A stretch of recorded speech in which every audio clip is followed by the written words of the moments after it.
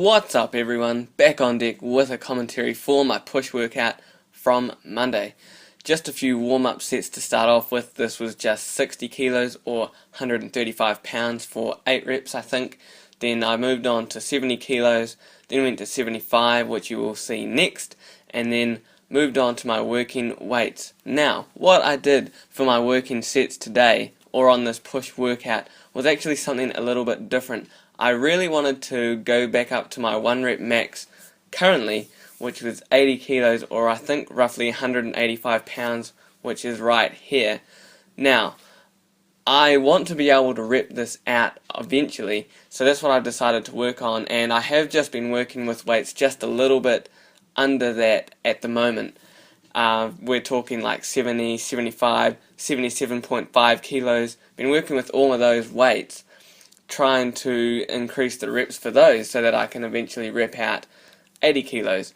However, I decided that I wanted to get 80 kilos in my hand again. And so what I did was I actually did 5 sets of 1 rep with 80 kilos. So I did 1 rep at the start of each set, and then what I did, as you just saw and what you will see again, is I dropped the weight back down to 70 kilos and then just ripped out as many as I could. Now I'm just showing sets 1 and set 5 because they are quite long. So as you can see here, this was a grinder, this one. It was my 5th set, but I was pretty happy. So that was still 5 reps I got with 80 kilos. So I think that is a good, to me it seems like a good method. Hopefully it's going to work out. And then drop the weight to 70. I only got 2 reps here on my last set. And then so what I did, seeing as it was my last set, is I dropped it down again, dropped it down to 60 kilos and repped out on that.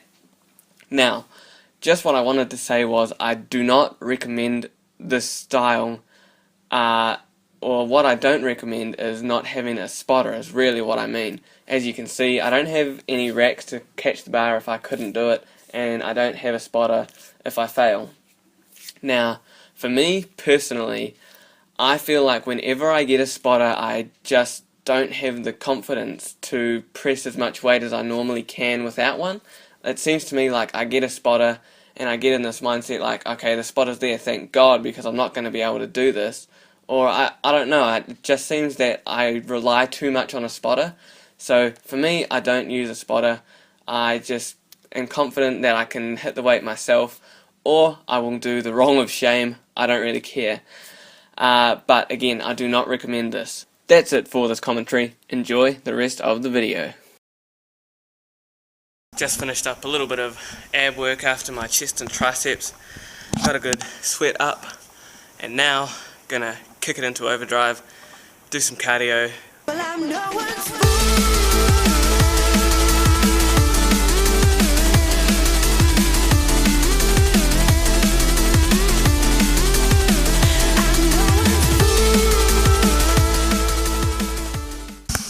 cardio done. So that's what I did there. 10 minutes to 30 seconds. 10 and a half was jogging for a warm down. 222 calories, 2.63 kilometers.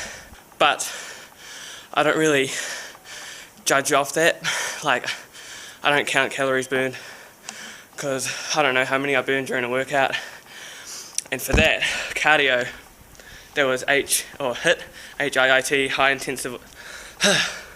high intensity interval training, and so it was 30 seconds run, 1 minute jog.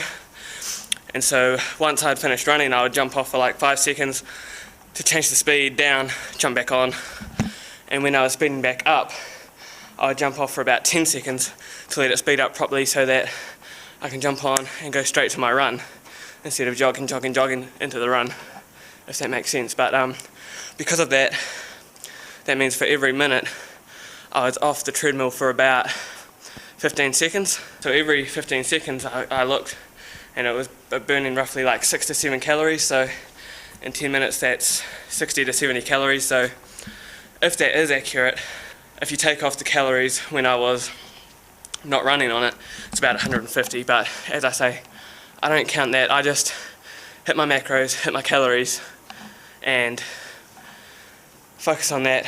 Don't worry about calories burned so much. just judge by the scale. So the scale went up last week quite a bit, 72.5 this morning, so that went up 0.7 I think, which is quite a big jump in 1 week. Didn't do any cardio at all last week apart from like walking, so I thought it was worth doing some cardio today. And if you do hit like that, that's 10 minutes, it's done. You know, you get a good burn a lot more calories. If I did that steady state, that would have taken at least like 20 minutes. So that's why I prefer HIIT. And for steady state, I normally just go for a walk. Sometimes I sometimes I do an incline at steady pace.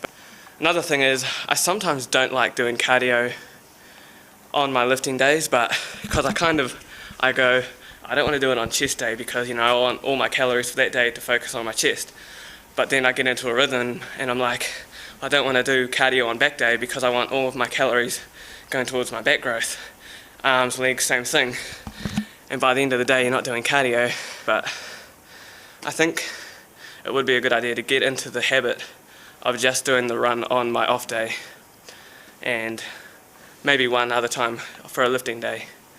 But I might do it one more time this week, but I think I'll probably just do it once and then see what the scale does. I like to judge the scale by every fortnight instead of once 1 week, so just because it shoots up 1 week, you don't want to drastically change everything. But overall, all done. This morning was a frustrating morning, to say the least. I had to export my video for today, Monday's video, 6 times. Now, I mean, I've had to do it twice before because it didn't work the first time, but 6 times is ridiculous. Like, clips kept freezing. It was just a mess. But we got deadlifts today, so forget about the video, get into the gym, shift some weight around. And we are back with some deadlift commentary this time. Going for 5 sets of 5 reps here, and I was working with 112 kilos, which is roughly 240 pounds, I think, somewhere in that vicinity.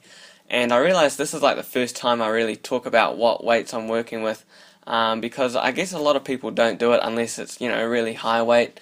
But you know what? It's good to say it now because I can look back and be like, I can't believe I was only lifting that much.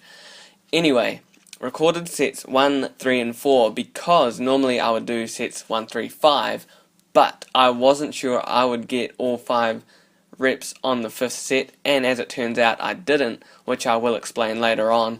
And so I just recorded sets 1, 3, 4.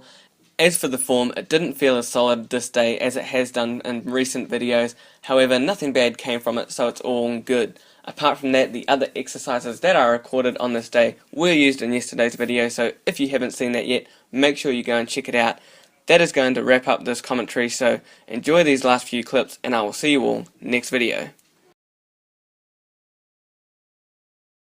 So on my last set of deadlifts, I only did 3 reps instead of 5 because after I hit the 3rd rep, I basically, you could tell in my 3rd and 4th sets rather, that my back was bending a little bit, not heaps really.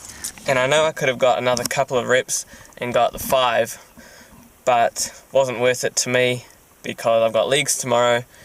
I mean, I want to train everything equally, but I really want to get my squat up. My deadlift has been up higher before, whereas my squat still needs some work in my opinion. Obviously my deadlift does too, but basically what I'm saying is I decided to save my lower back for tomorrow.